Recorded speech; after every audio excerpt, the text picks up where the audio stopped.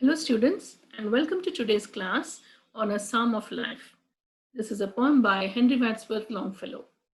This is the second part of the lesson and it is being presented by Dr. P.P. Geeta Lakshmi Patnaik from BGR Government Degree College, Narayanguda, Hyderabad. So do you remember what we discussed students in the previous lesson? We had actually read about the poet Henry Wadsworth Longfellow. We had also read about a little bit about the title and the subtitle of the poem. And we had actually had a couple of readings of the poem also.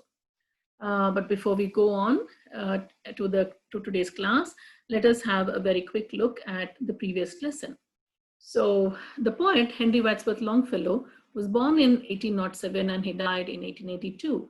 He is one of America's best loved poets.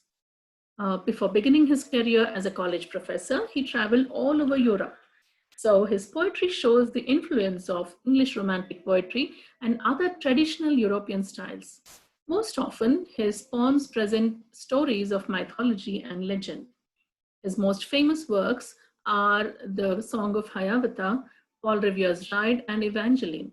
The present poem, A Psalm of Life, was first published in the literary magazine The Knickerbocker in 1838. His poetry achieved popularity due to the natural grace and beauty of his verse, the simple themes, and the spirit of joy, optimism, and faith in the goodness of life. So we have a few difficult words in the poem, and the meanings are given here for you. Let us take a very quick look at them. Bivouac means temporary living quarters made for soldiers. Dead past refers to the years that cannot be brought back. Dumb driven cattle are the silent, obedient cattle that do not assert their will, but simply do what they are told to do. Dust thou art, to dust returnest is a reference to the book of Genesis in the Bible, where God tells man, dust thou art, and unto dust shalt thou return. And destined means governed by fate. Earnest is something that which needs to be taken seriously. End or way means purpose or manner of living. Fleeting is passing quickly or being short-lived. Footprints in the sands of time is a reference to the lives we lead, which could become examples for others to follow in the future. Forlorn means lonely or abandoned. Funeral marches refers to the solemn music which is played at funerals. Heart in this context means courage. Main is sea. Mournful means expressing deep sorrow. Muffled drums are drums which are covered with cloth so that their sound is made softer to suit the solemnity of a funeral. Numbers means verses, poems, or songs. Psalm is a religious song or a hymn.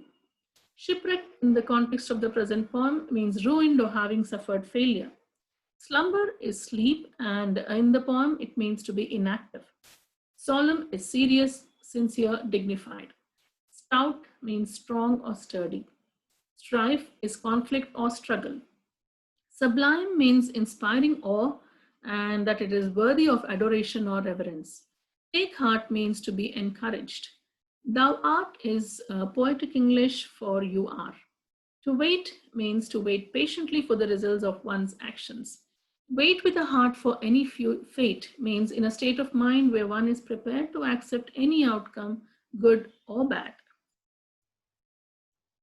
Okay, right. Now a very quick look at the title of the poem.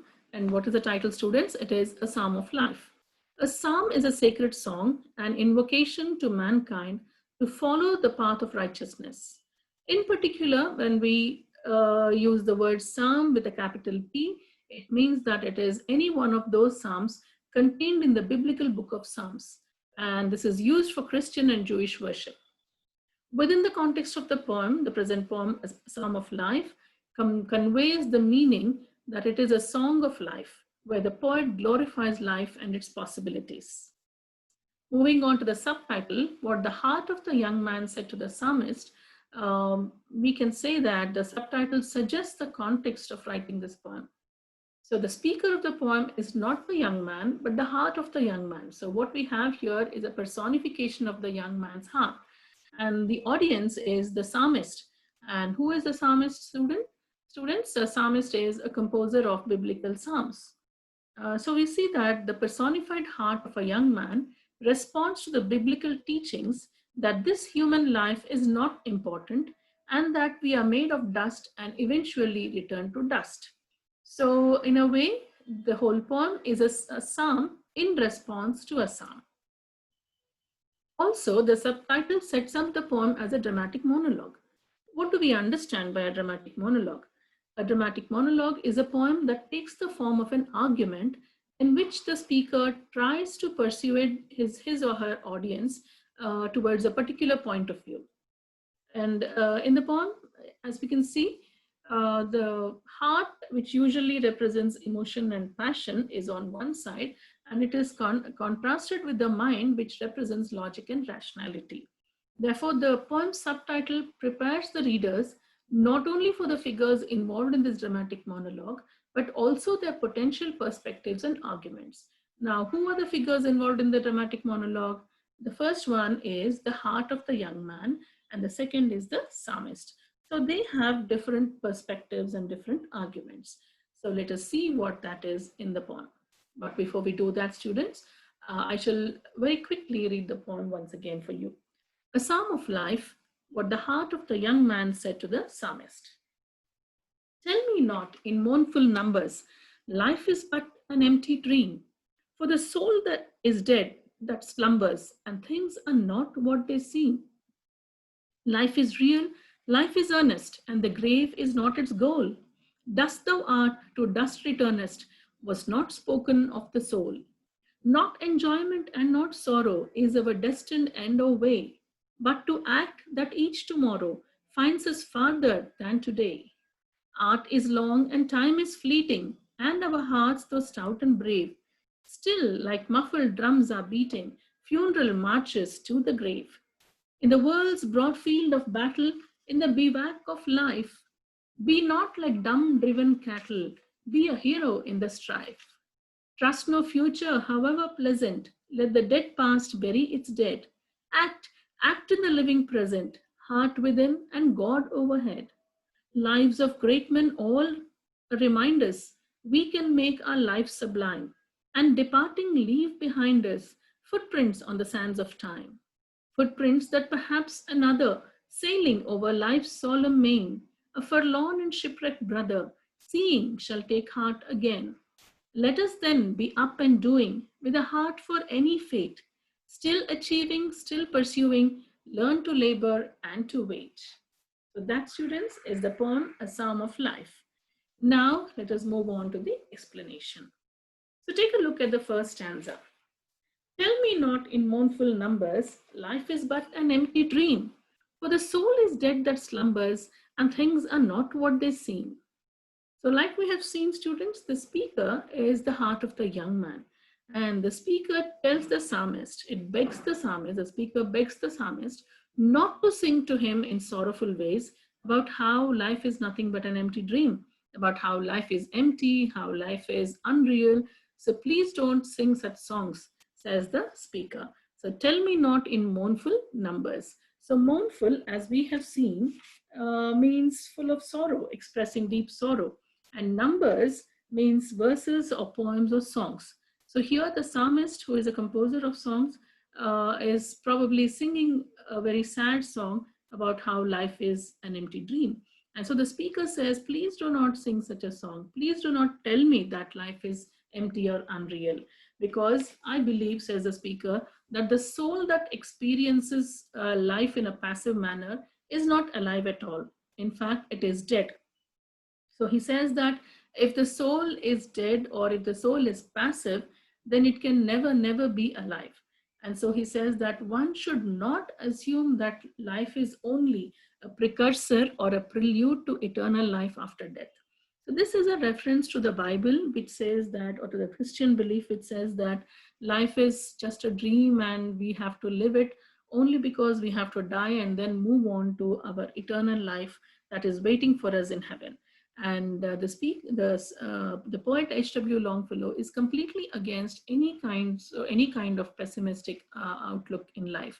And so through the speaker, the heart of the young man, the poet is trying to tell us that life is not merely a journey towards death. It is more than that. And what is that? Let us see in the next stanza. Life is real, life is earnest, and the grave is not its goal. Dust thou art, to dust returnest, was not spoken of the soul. So the speaker argues that life is real, very real. Life is meaningful, sincere, and intense. It is not merely a journey towards death. It is not as though the grave is the goal of life. It is true that once we are born, we shall die, but then it does not mean that we have to think that death is the only goal. And the words, dust thou art, to dust returnest, is a reference to the book of Genesis in the Bible, where God very specifically tells man, dust thou art, and unto dust shall thou return. The speaker has an argument where he says that this particular saying or these words refer only to the body and not the soul. So it is the body which is born and it is the body which dies and has to be buried and would naturally turn into dust. But it is not true about the soul. So he says that this saying or these words do not apply to the soul, and therefore the soul should be full of life.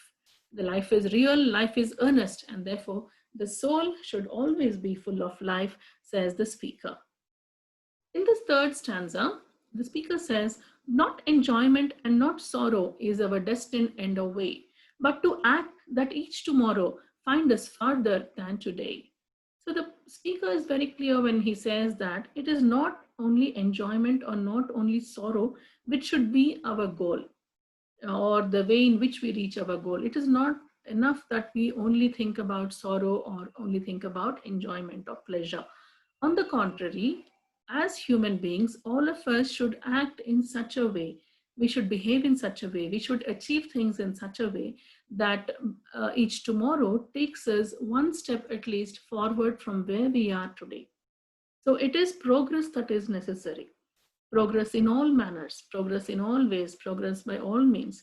Human beings have to move onward, move forward, and see that they achieve some kind of progress each and every day. And therefore, the speaker is very, very clear when he says that even though life is real, life is earnest, it does not mean that man has to only pursue enjoyment or only think that life has sorrow. It is not true. What is true is that man or woman, each human being has to act in such a way that there is some kind of progress from today towards tomorrow. By the time you reach tomorrow, there must be some kind of progress.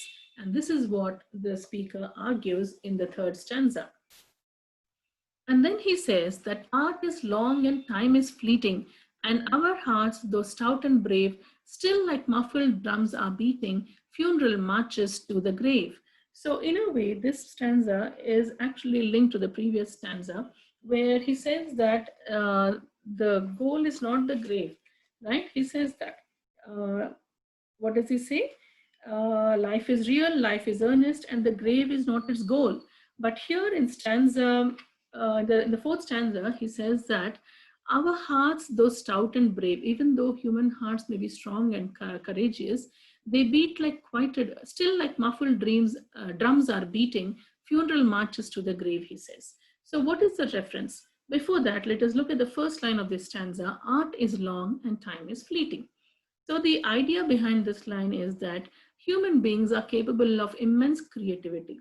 And so human beings can create objects and artifacts which can last for a long time. These beautiful paintings or poetry or sculptures can all last for a long, long time. But what is equally true is that time passes quickly. Time doesn't wait for anybody. So the reference is to the mortality of human life. So human beings are not eternal. Human beings are going to die someday or the other. And therefore, even though we know this fact, our hearts are still stout and brave. Our hearts are still courageous.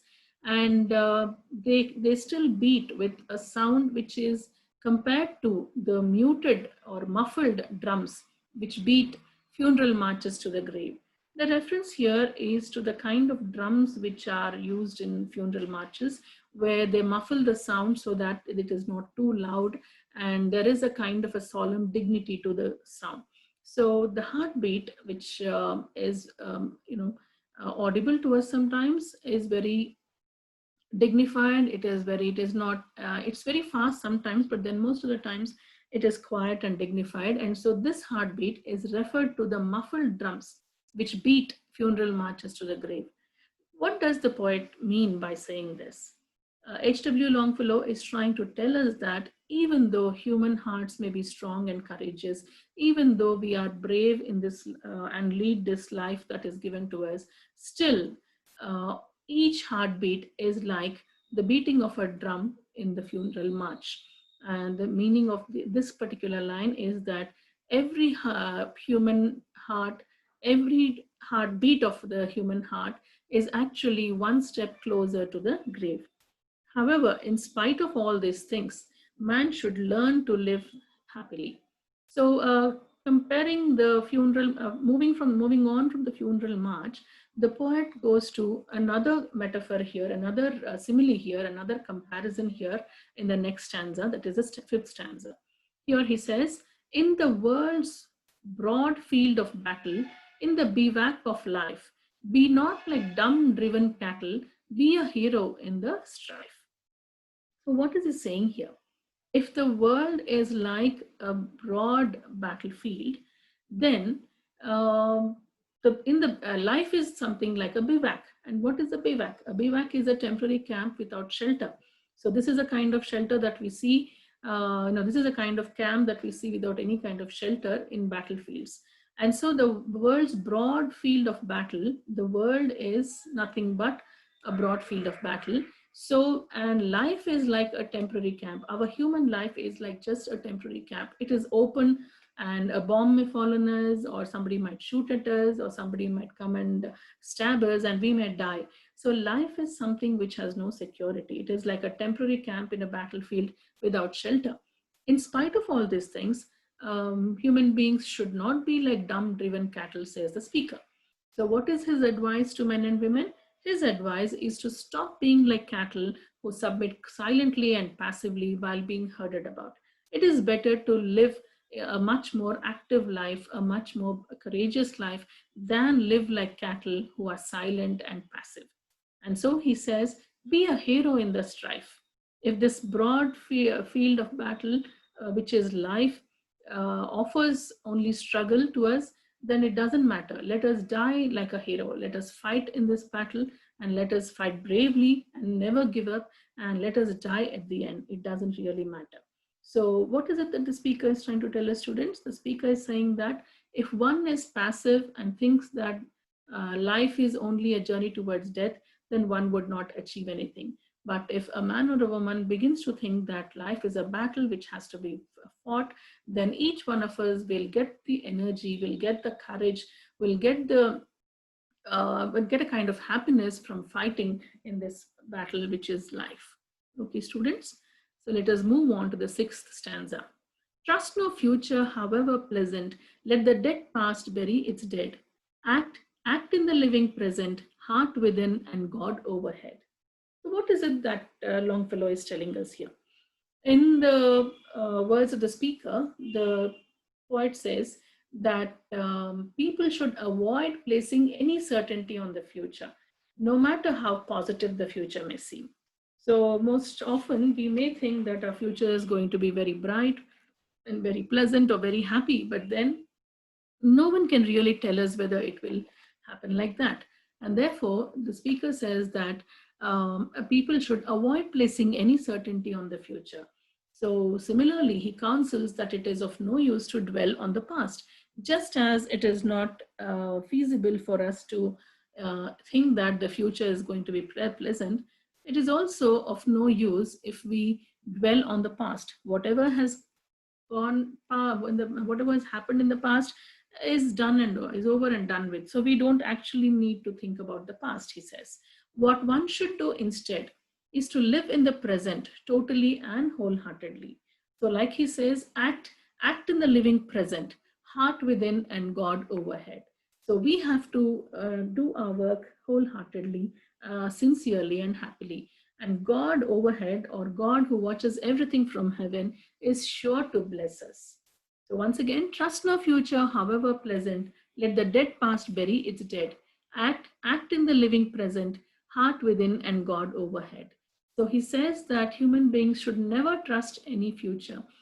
anything that is promised in the future, because nobody really knows. And he also says that there is no point in worrying about the past because it is already over. So what every one of us has to do is to live in the present and act in such a way that God blesses us from the heavens. And now the seventh stanza. Lives of great men all remind us we can make our lives sublime, and departing leave behind us footprints on the sands of time. So he says that if we take a look at the lives of great people, then we are reminded of what it is that makes their life an inspiration for us. So we can take a lesson, we can learn a lesson from them. We can also strive to live in a godly and spiritual manner, just like all those great men.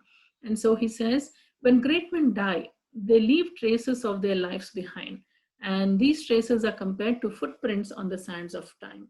Just like footprints are formed when walking on the beach, similarly, when great men go through life, their lives are like these footprints. So for common people like us, the great lives, I mean, the lives of great men will actually serve as an inspiration. And therefore, if once we are inspired and we also do such wonderful deeds and actions, then we are definitely going to leave our footprints in the sands of time for others to follow. So Longfellow says that the lives of great men will definitely serve as an inspiration for everyone. And then he says that if life is actually a journey on the sea, then suppose some people are ruined, some people are shipwrecked, what will happen to them? Take a look at the stanza, students. Footprints that perhaps another, sailing over life's solemn main, a forlorn and shipwrecked brother, seeing shall take heart again. So here we have a shipwrecked man, so a man who was traveling in a ship and the ship was wrecked, it was destroyed. So this man has come to the shore and he's forlorn, he's alone, he's sad, and he's lonely, abandoned, and he probably has nobody else in the world right then. And so while he comes to the shore and he's about to step onto the shore and he sees footprints ahead of him, then he shall be happy, he shall have some kind of solace that there is somebody else already here. And so he will definitely try to find some way of coming out of this predicament or problem. Therefore, the speaker says that the actions and memories of godly and spiritual lives will inspire others traveling over the great ocean of life. So they provide solace and hope to unfortunate people who are lost and in despair. So what does he mean by that? He means that if there is anybody who has suffered greatly in life and who is who is very full of despair and who feels that he or she can never come out of this despair, the speaker has something to say. The speaker says that if we take a look at the lives of godly and spiritual people, then we will find lessons which will teach us how to fill ourselves with renewed hope and then how to lead ourselves out of danger and towards safety. And so footprints of the people who went ahead of us, or the people who we can also emulate, who we can also try to become like them, perhaps such people will leave behind these footprints or will leave behind some memories or traces which will help others who are depressed, who are ruined in life, to find some kind of a way to come out of their misery. So I hope you understood this point, students. Now moving on to the last stanza, which is the concluding stanza. Let us then be up and doing with a heart for any fate, still achieving, still pursuing, learn to labor and to wait. So what is it that Longfellow is telling us? Longfellow exhorts all of humanity to seize the day. So this is a reference to a Latin expression which is carpe diem. It means that we should seize the day. So we have to live in the present and enjoy life because God knows what is going to happen tomorrow. And so the speaker says that we must live fearlessly and wholeheartedly. And it is only when human beings learn to live with courage and hope that they will learn the satisfaction that comes from hard work and patience. So let us then be up and doing. Let us get up, let us go about, let us do something with this day, with a heart for any fate, and with a heart which is ready for anything and everything that shall come across, across it during this lifetime. And throughout, man or woman has to achieve and still pursue, still achieve and still pursue, and also learn to work hard and to wait for whatever fate has in store for us. So living life to the fullest nourishes the soul. Therefore, seizing the day is a more spiritual and soulful act than the one the psalmist preaches. So the last stanza is actually telling us that the heart of the young man has put forth his strongest argument to the psalmist when he says that one has to live life to the fullest. One has to live a life which is soul nourishing. It is not enough to say that just because we are dust and we shall return to dust, there is nothing that we can do in this world. The speaker or the heart of the young man says that there are many, many things that one can achieve. There is so much that one can learn from life. And therefore, one should not be passive or inactive. And instead, one should be very active and very, very happy and cheerful while leading this wonderful life that God has given us. And this, my dear students, is what the poem is all about. And before we finish, before we conclude the lesson, let us take a very quick look at some important points. The poem, A Psalm of Life, is by Henry Wadsworth Longfellow. And in this poem, the poet sees life from an optimistic outlook and rejects a pessimistic view of life. So according to H.W. Longfellow, life is full of possibilities and each one of us can achieve higher goals. It is not as though some of us can only do it and the others cannot do it. Each one of us is full of the potential to achieve higher goals. All that one needs is to make full use of one's time and work hard and keep faith in the power and potential of life. These are the things that Longfellow wants us to do. So throughout the poem, H.W. Longfellow conveys his view of life and he instructs the readers to make the most out of this life and also provides inspiration to practice in the work, to participate in the work and activity of life. So these are some of the most important points, students, that you have to remember. Before we conclude, let us once again take a very quick look at the poem. So tell me not in mournful numbers, life is but an empty dream. For the soul is dead that slumbers, and things are not what they seem. So the psalmist is at the other end, while the speaker, which is the heart of the young man, the speaker tells the psalmist or begs the psalmist not to sing in sorrowful ways about how life is empty and unreal. Because the speaker says that he does not believe that the soul is actually dead, that the soul, he believes that the soul is always alive. If one should not only assume that life is just a precursor to eternal life after death. The soul should be active as it experiences life. If it is passive, then it is not alive at all. In fact, it is dead, he says. So life is real, life is earnest, and the grave is not its goal. Dust thou art, to dust returnest, was not spoken of the soul. So the speaker is very categorical when he says that life is very real, meaningful, sincere, and intense. One should not think that it is only a journey towards death. And the speaker he makes a reference to the book of Genesis in the Bible where God tells man, dust thou art and unto dust shalt thou return. The speaker says that this particular expression suits only the body and not the soul. So the soul should always be full of life, he says. But then he's very quick to point out that our destined end or way, our goal should not be only enjoyment or only sorrow. What our goal should be is very important, he says. We should live our lives in such a way, we should act in such a way that each day is actually one step forward, one step ahead. So there should be some kind of progress from today to tomorrow. So in the meantime, that is from today to tomorrow, there is a period of time during which man or woman has to do something and achieve something. So the speaker is also pointing out that art is long, but time is fleeting. The meaning of this line is that even though human creativity can create many, many objects or artifacts, all of them are probably going to live a be around for very, very long time. But then human life and time passes very quickly. So even though human hearts may be strong and courageous, but their heartbeat is like the quieted or muffled drums which are beating funeral marches to the grave. The poet is trying to tell us that each heartbeat is actually taking us one step closer to our grave, but this does not mean that we should give up and live passive lives. we definitely have to live a very active and fulfilling life. And then he moves on to a comparison, which is a very, very important comparison.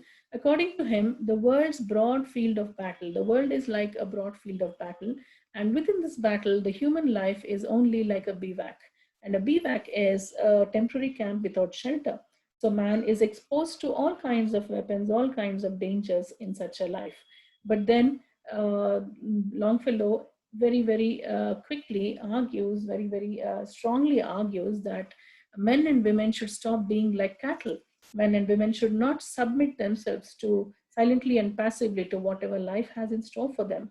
Instead, each one of us has to fight like a hero in the battle of life. We have to fight very hard and never give up. It is all right if we die in the middle of it, but then the point is that we should definitely fight in this life, which is full of conflict. And further, as we move further, in the sixth stanza, the speaker says that we should never trust any future. Even though it may seem very pleasant and happy, never trust any future, because we really do not know what is going to happen. And if something has already passed and something has already occurred in the past, then let us forget about it, because there is no point in bringing it up or in dwelling on it. What is the most important thing that one should do is that we should live in the present. And while living in the present, we should live in a manner which is completely, wholeheartedly a very happy and active life.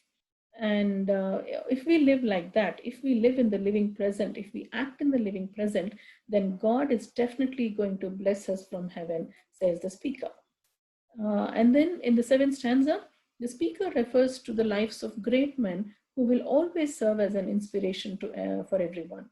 These people, so people would begin to strive, would begin to struggle to live in a very godly and spiritual manner, just like these great men.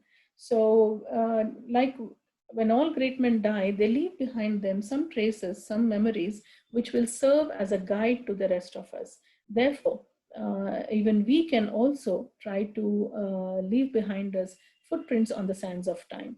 So what are these footprints on the sands of time? They are the memories of the traces of the great men. And when we look at their footprints, when we look at their lives, we are inspired to follow them. And therefore, we will also succeed in leaving footprints on the sands of time for others to follow and learn. So continuing the metaphor of the footprints, the speaker says that the actions and memories of these people, the godly and spiritual people, will always inspire all the others who are traveling over the great ocean of life. And then there is a particular comparison, a particular instance where he says that a shipwrecked brother, a forlorn and shipwrecked brother, he says, what if there is a man who has been shipwrecked and who has just come to the shore, and he's full of fear and is very sad that there's nobody there with him and that he's going to be alone. At such a time, when he sees the footprints in the sands, he is sure to feel happy. He is sure to feel hopeful again that somebody is there to help him out. Therefore, this is of course metaphorical, but when we take it literally, it means that there are people who have suffered in life greatly and who are filled with despair and who think that nothing is going to change and their lives are going to remain sorrowful forever. It is these people that Longfellow addresses. According to him, it is very, very important that people who have suffered a lot and who are not happy with their lives should always take a look at the lives of great men and learn from them. And so in the final stanza, he says, let us then be up and doing with a heart for any fate. Let us get up and start moving, and let us act in the present, and let us have a heart which is ready for any fate. Let us take whatever life has to give us, whatever life throws at us, and let us learn to labor and to wait. Let us keep achieving, let us keep pursuing whatever it is that we want to do. And let us also learn that hard work and patience are very, very important. So finally, let us end with this idea that living life to the fullest nourishes the soul. Therefore, it is very, very important that we should seize the day. And when you seize the day and live a happy and meaningful life, then this is a more spiritual and soulful act than the one the speaker, the psalmist preaches. So remember this, very students, it is very important that you understand that the poem, within the poem, you have a very optimistic outlook, and there is a rejection of a pessimistic view of life. And according to the poet Henry Wadsworth Longfellow, life is full of possibilities, and each one of us has the ability to achieve higher goals. All that we need, students, is to just make full use of our time, and to work hard and always keep faith in the power and potential of life. Therefore, throughout the poem, we see how the poet conveys this view of life. And he is trying to instruct the readers to make the most out of their lives. And he is constantly trying to provide inspiration to participate in the work and activity of life. So that brings us to the end of this lesson, students. Hope you enjoyed it. Have a good day.